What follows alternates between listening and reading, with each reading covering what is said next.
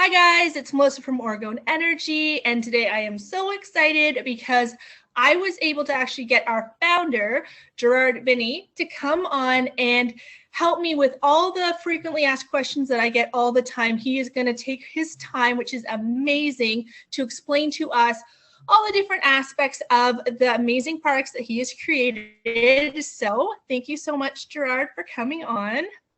Thanks for having me, Melissa.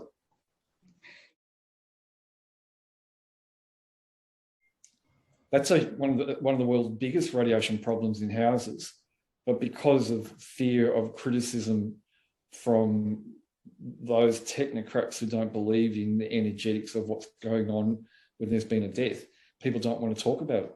It's quite funny, in my consultancy work here in Melbourne, 99.99% of the work I do is for people who are living in houses where there's been a death on the property in the past, and either their health practitioner has actually tapped them on the shoulder and said, I think there's something going on in the house, which is, they might call it poltergeist or a ghost or an entity or whatever, which is only just an energy.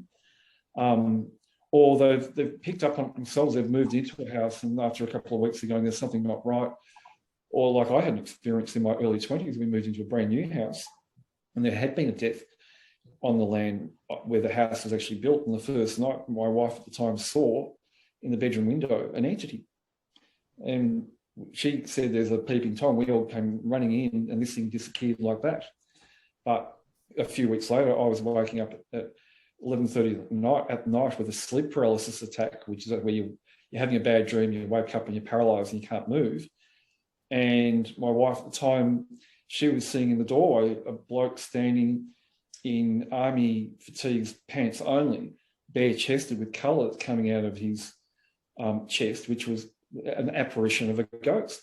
She did research and found that the land we're on, there had been some deaths in the past, which were military deaths because it had been a military VD clinic in the early 1929 or something like that. And we didn't then realise that in one of the bedrooms there was a really toxic energy, and that's actually a bit of the land. That was actually the death imprint where that person died, and the house was built over the top of it. So a house being a resonant cavity had captured that energy and amplified it, and then it started to manifest as a ghost and had all sorts of energetic things going on. For example, we had a wood heater and a ceiling fan, and the wood heater has a fan that when you turn it on goes click, click, click. And the wood heater had the same thing. At night time, I'd get up at 1 a.m. and both those fans would be turned back on because I'd turn them off before we went to bed. I'd be going, who turned them on or who left them on?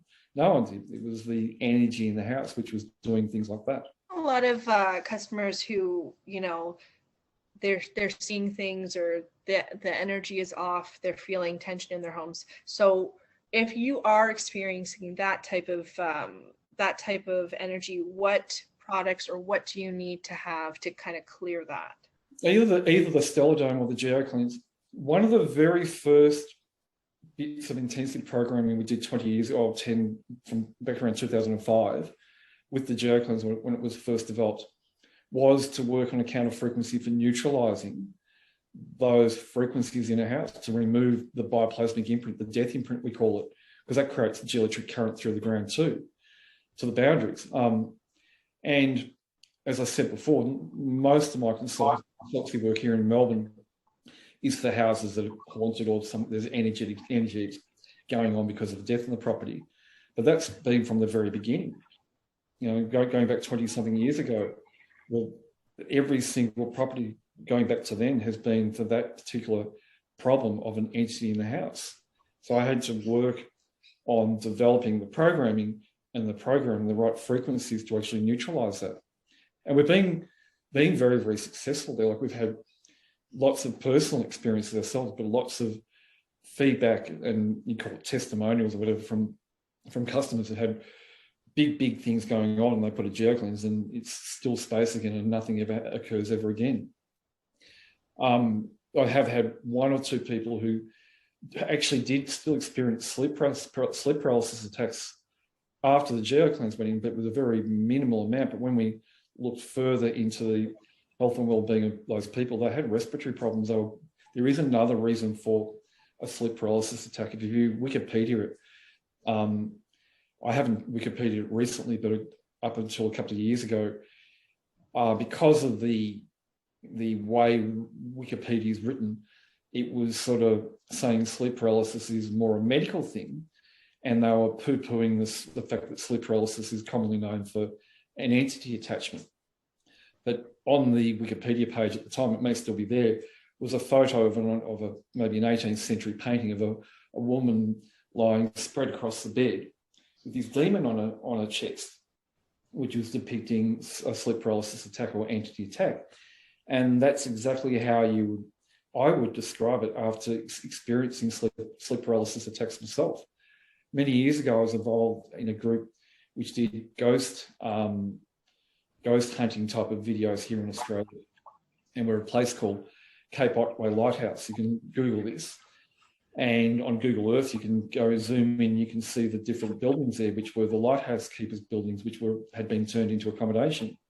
We were down there one night for a lighthouse week, ghost hunt type of thing with other groups of people. And after we finished the filming and what we were doing, which was about 1 a.m, the people from the ghost hunting group went home, and it was a 4-hour drive at night time. I thought, no, I'm too tired, I'm going to stay the night. And it was as haunted as anything. If you just have to read up on the history of Cape Otway and all the shipwrecks and things like that. I had 5 sleep paralysis attacks on the one night. And back then, I didn't have the GeoCleanse as we hadn't developed it for neutralising that. Actually, I don't think I had the GeoCleanse at all. It was back in the days of the discs, which didn't do that. And every time I had the sleep paralysis attack, I woke up with this wet, hairy head right here. And it was grey and white, hairy, curly, mottled hair. And it felt wet and heavy, but when I gained full consciousness, it disappeared. So I would go back to sleep like the dog with one eye open, trying to not go to sleep. I'd fall into a sleep and I'd wake up with it again. It was hilarious. I think as soon as the sun came up, I was out of there really quickly and didn't go back. I can't believe you did that at all. That's too scary for me.